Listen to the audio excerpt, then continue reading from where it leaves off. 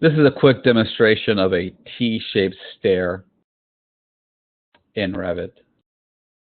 If I go to 3D, I've built two floor planes, one above the other. They're 10 feet apart.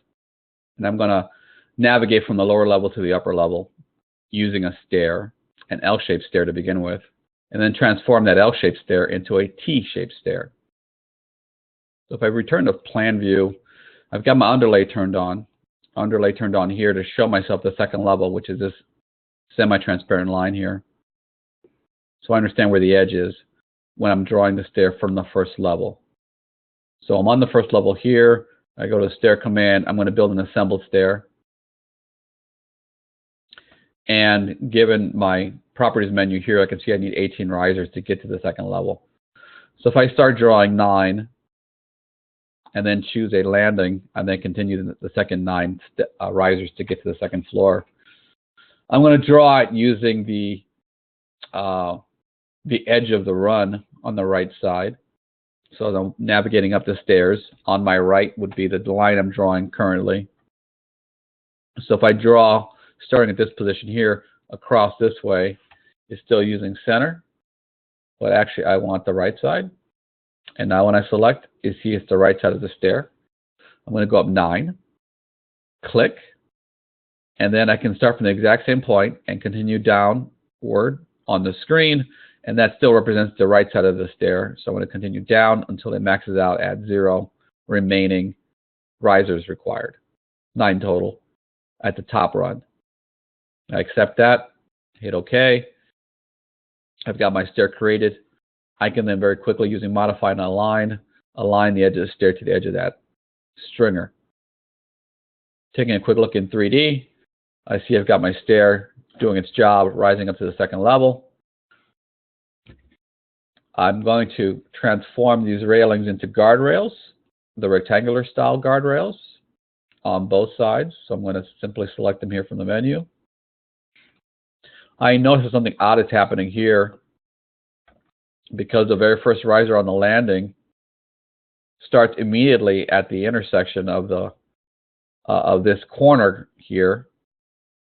It's causing this kind of jump to happen here in the guardrail. You can see that from different angles.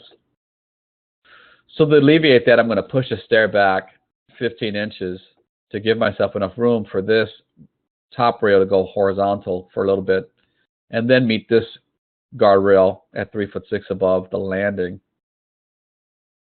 So in plan view, I would simply select this stair and edit the stairs.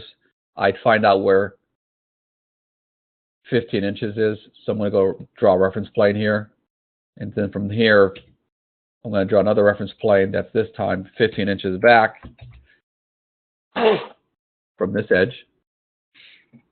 And this is where I'd like my very first riser to be, having tested this prior to make sure that this is enough distance to alleviate that problem.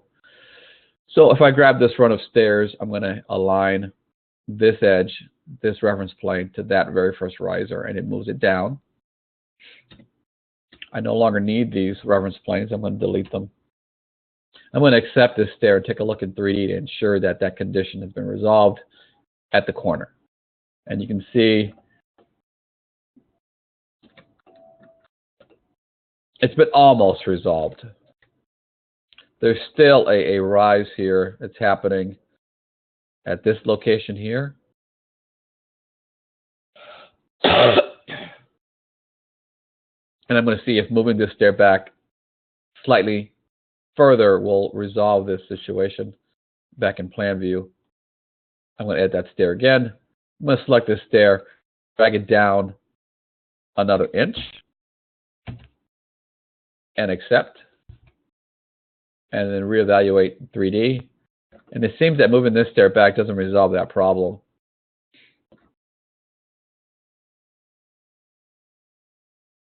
So this railing hasn't quite reached 3'6" above the landing before it ran into this guardrail coming down from above, and obviously plateaued at 3'6" here. So I might need to separate these stairs a little bit to give myself enough room to have this guardrail reach its peak at 3'6". I can do this by adjusting my stair again, and this time taking this landing and converting it into a sketch so that I can edit it and give myself a little more space here and push this stair back a hair.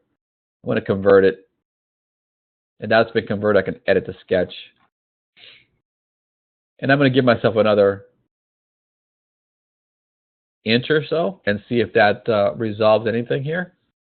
In fact, what I'll do is, using the boundary command here, I'm going to draw the edge of the landing from the outside face of the stringer. And then I'm going to trim these parts here. And here you have to turn the corner, so I need to draw another little line here, another little leg. And I'm going to trim that and get rid of this extra line here. I'm going to accept that. And next will give me an error because the stairs, it's still back in the previous position, and it should have been moved out to the edge of that landing. So I'm going to unjoin these products. This again is the landing, and this is again my stair. I'm going to tell my stair to align with the edge of that landing by moving back that one little 2-inch gap. I've now forced this run to line up with the edge of where the landing was, which was pretty much in this line here. So having done that, I can accept these choices and see if moving it back, the thickness of the stringer right here at the top of this riser will fix the situation that I saw, and it does. I gave myself here a 2-inch space, and that was enough for this top rail to come up and make a horizontal jog before running into this horizontal piece coming from above. So this one was moved back 15 inches. This was moved over 2 inches, and it seemed to be enough to rectify the situation here at the corner. On your design, you can play around with the locations of those stairs and move them apart or closer together to find out what the minimum distance is that you need to move these back to fix this condition in Revit. But going back to our earlier conversation, how do I make this a T-shape?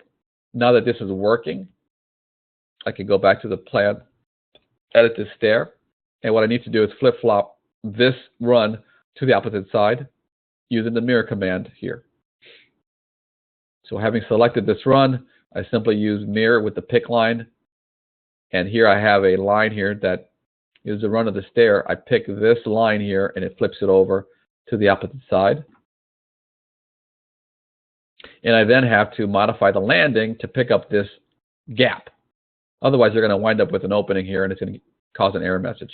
So going back to my landing, I do have to edit the sketch once again and align that riser with the edge of that. I also know that the edge of the landing here has to follow the inside face of the stringer, and I got to make sure the opposite side is doing the exact same thing. So I have to do that by going to boundary and making sure that this edge actually does what it's supposed to do and match the opposite side, so it seems to come down to here and turn right. So doing a little trim here and getting rid of lines that are no longer relevant gives me this situation here where this comes up to the stringer, wraps around, and then lines up with the inside face of the stairs on both sides. And the stringer is doing this along the green line here, which is the edge of the landing. And it does it the same on the opposite side. So having copied this condition to the opposite side, I can accept this.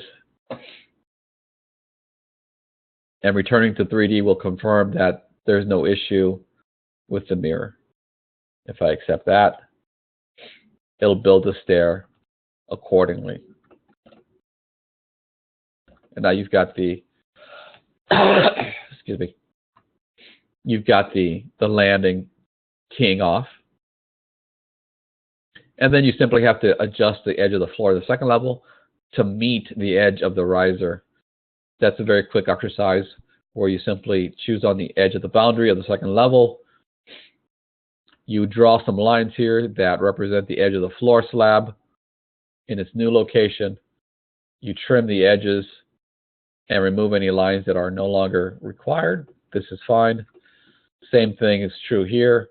You simply trace the edge of the floor as it comes down to here. You trim these lines here. You erase things you do not need by trimming again. And this is a little bit off, so I'm going to use the align tool and align this edge with that edge. Having created a slab that now cantilevers out and catches the edge of that stair, I'll have a situation in my plan and 3D view that it's accurate.